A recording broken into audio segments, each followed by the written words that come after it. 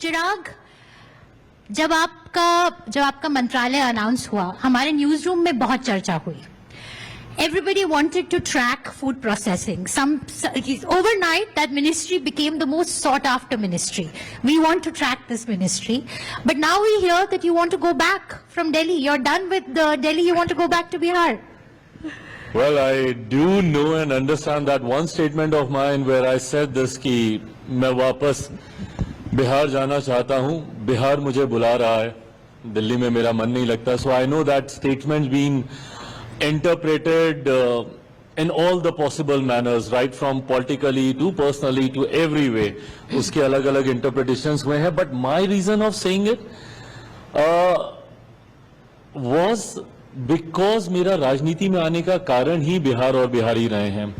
Why I entered politics? I've been born and brought up in Delhi. I've lived in Mumbai. I've worked in Mumbai, and that was the time when I experienced from very close quarters where I saw Biharis being targeted, being humiliated. That was the time when I realized that why Bihari needs to leave their state and to go across the country. मैं देखता हूँ दूसरे राज्यों में जाकर रहते हैं, अलग अलग देशों में जाकर रहते हैं. So why can't we retain them in our state? क्या वहां पे ऐसी कमी है या क्या ऐसे व्यवस्था निर्माण की हम लोग को जरूरत है ताकि ये माइग्रेशन रुके, ये पलायन रुके? इस सोच के साथ मैं राजनीति में आया था.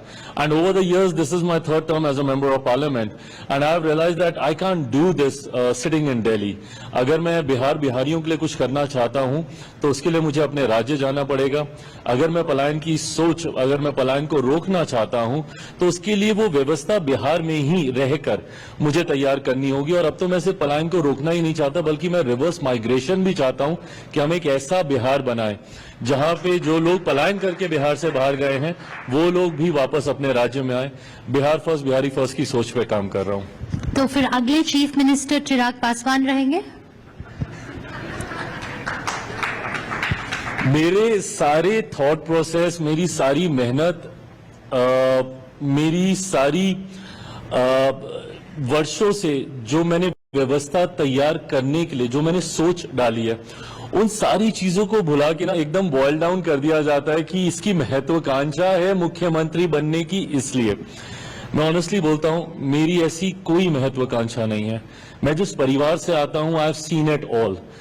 My stomach is already full. I don't have any greed left कि मुझे ये चाहिए, मुझे वो चाहिए. मैं एक ऐसे परिवार से आता हूं जहां पे मेरे नेता, मेरे पिता आदरणीय रामविलास पासवान जी ने बतौर केंद्रीय मंत्री 6 प्रधानमंत्रियों के साथ उन्होंने काम किया. बचपन में तो मेरे लिए कहीं ना कहीं ये गाली बन गई थी कि मैं स्कूल में जाता था, कॉलेज में अरे मंत्री का बेटा आ गया, मंत्री का बेटा आ गया. सो ये शुरू से देखा है. और अगर पद की लालसा होती 2020 का चुनाव मैं अकेले नहीं लड़ता. हर वो राजनीतिक व्यक्ति जो राजनीतिक परिस्थितियों को समझता है वो जानता है कि अगर 2020 का चुनाव मैं मौजूदा उस वक्त के एनडीए अलायंस में रहकर मैं लड़ता तो मैं केंद्र में मंत्री 2020 में ही बन गया होता और बिहार में भी मेरे 3-4 मंत्री होते जो उस वक्त की परिस्थितियां थी. बट उस वक्त भी मैंने अपने विचारों को ही लेकर, बिहार फर्स्ट, बिहारी फर्स्ट की सोच को ही लेकर मैंने गठबंधन से अलग होने का फैसला लिया. तो ऐसे में मेरी मुख्यमंत्री बनने की या किसी पद पर जाने की कोई महत्वाकांक्षा नहीं है. मौजूदा परिस्थिति में तो वैकेंसी भी नहीं है. We already have a chief minister in place. We already have a chief minister. But we have elections coming in November and Bihar could do with some youthful energy, something that you represent, something that a lot of your competitors also represent. You Absolutely. have Mr. Prashant Kishore, you have Mr. Kanhaiya Kumar. So there are a lot of youth leaders coming out of Bihar, promising a change in Bihar. तो उसमें आप नहीं अपना झंडा नहीं गाड़ेंगे कि आप मुझे No, vote of course. I mean, and this is good. There's a very soft generational shift in my state, which is really nice. I mean, we have always spoken and talked about the era of where my father was there, Adaniya Lalu ji was there, Nitish Kumar ji was there, Sushil Kumar Modi ji was there. So that was also an era which was very dominant in Bihar politics for the longest time.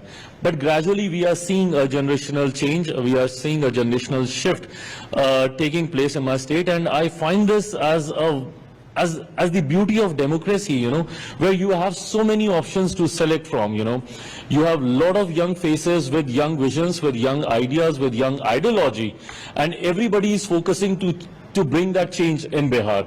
So I think the people of my state are very lucky to select from all of us with whomsoever that they believe in.